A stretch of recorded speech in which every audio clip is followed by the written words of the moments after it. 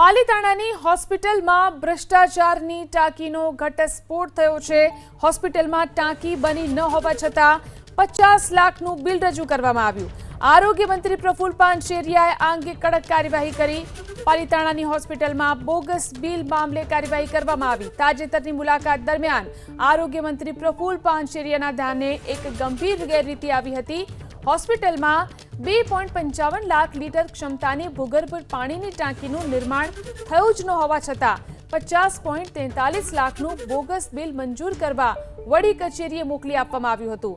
સ્થળ પર કામ શૂન્ય હોવા છતાં બિલ મંજૂર કરાવવાના આ કૌભાંડ સામે આરોગ્ય મંત્રીએ ત્વરિત કડક પગલાં લીધા।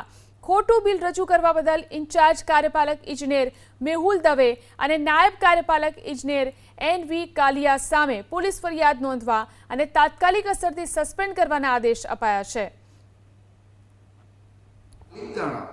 સરકારી હોસ્પિટલમાં જ્યારે મારી સરપ્રાઇઝ વિઝિટ હતી ત્યારે મેં એક ટાંકી 2.5 લાખ લીટરની ભૂગર્ભ ટાંકી જોવા માટેનો મેં જ્યારે વાત કરી ત્યારે ત્યાંના પ્રશાસન કે ડૉક્ટરને કોઈને ખ્યાલ જ નહોતો અહીંયા ટાંકી બની છે, પરંતુ ખરેખર ત્યાં ટાંકી બની ન હતી।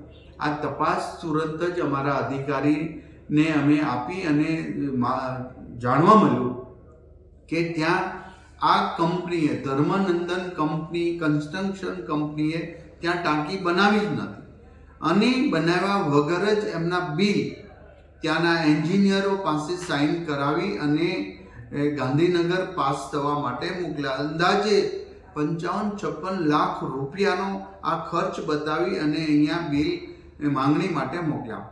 આ કૌભાંડની અંદર